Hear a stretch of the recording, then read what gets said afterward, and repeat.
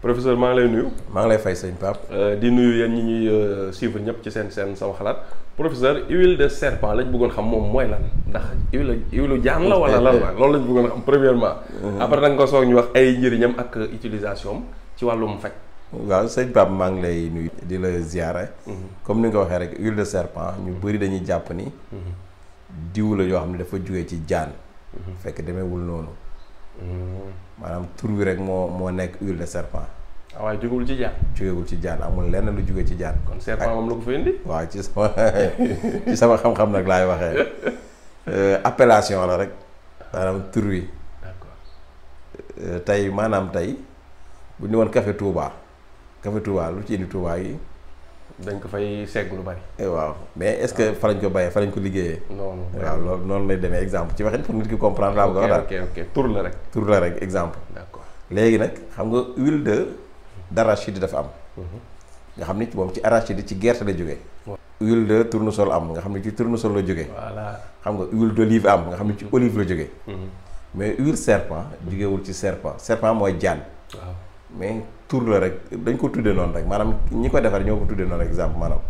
du wane foor gu foor. waaw kay waaw. ok noonu la rek. mais amul lenn lu nekk ci jaan lu ci bokk. ok léegi nag ñi ko xamul ñu bëri nag. genre marketing la day tax ñoom dañuy yaakaar ne foofu la jógee ak yu demee noonu. tax ñu koy utiliser lu bëree bëri. d'accord parce que am na diversion yu ci am parce que huile de serpent Pape am na ñoo xam ne nii dañ naan huile yi mooy huile de serpent am na yoo xam ne yeneen huile lañ tuddee maanaam composition ay huile la. huile yu bari la. yu ñu boole tuddee ko rek huile de serpent. comprendre tey yow mënoon nga jël sa composition. sa 5 huile wala 6 wala 7 wala 8 huile wala 10 huile boole leen jaxase tuddee ko huile de serpent. exemple ci defe noonu la demee. d'accord je comprends. parce que boo xoolee huile de serpent yëpp bokkuñu composition.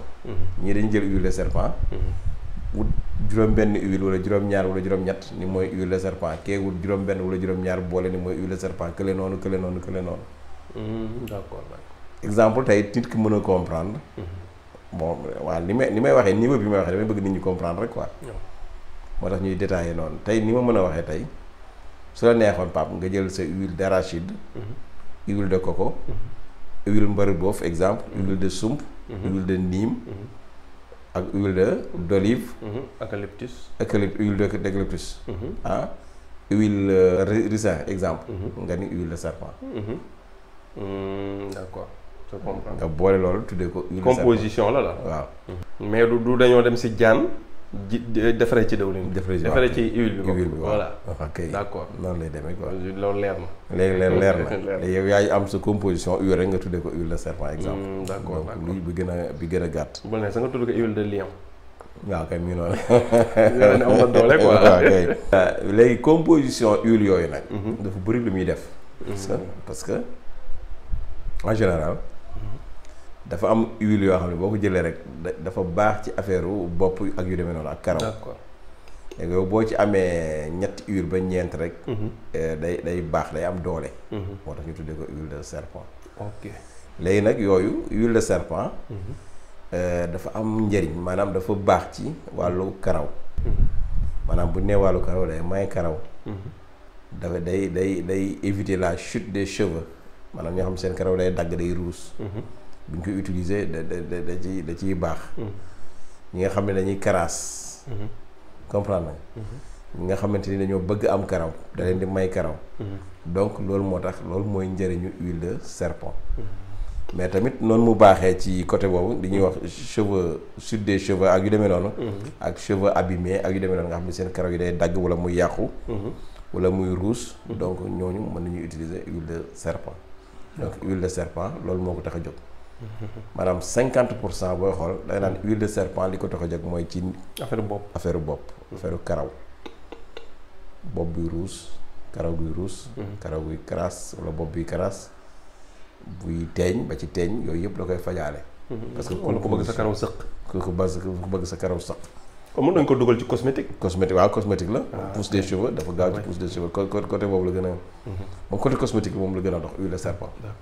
d'accord léegi bu ko defee nag moom côté boobu la gën a dox ak côté visage. maanaam kanam ñi nga xamante ni dañuy am ay boutons ay acné. ñoom mën nañu koy utiliser. ak aussi mën nañu ko def diw boo xam ne les différentes parties du corps ci yaram bi. mën nañ ko ciy diw tamit. d'accord mooy ci tànk yi ndigg yi. ci massage wala massage huile de massage ak yu demee noonu. ok donc boobu tamit day dox ci côté yooyu. ci wàllu ay góom ak yooyu tamit parfois da ciy baax. ci wàllu plaie ak yu demee noonu da ciy baax. wala ñi nga xam dañuy amee der maanaam yaram boo xam ne day peau sèche am ñoo xam ne seen yaram day wow wala mu mel ni luy fett luy xar. waaw comprendre wala moom lu mel ni luy am ay vergeture ay rew ak yu demee noonu wala ay varices. donc wala mu nekk tamit boo xam ne anti âge la nga xam ne boo koy diwoo.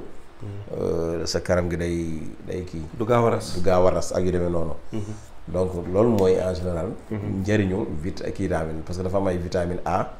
am vitamine D am vitamine E donc loolu mooy en général. huile de serpent. d'accord moom mooy huile de serpent ak ci yooyu lañ koy jëfandikoo. ci yooyu lañ koy jëfandikoo. d'accord loolu leer na ko. waaw kon huile de serpent moom léegi leer na sama bopp quoi voilà.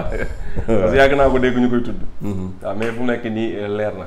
comme professeur dañ lay jox rendez-vous ci vidéo bii di ñëw nga xam nag dinañ wax tuuti ci économie.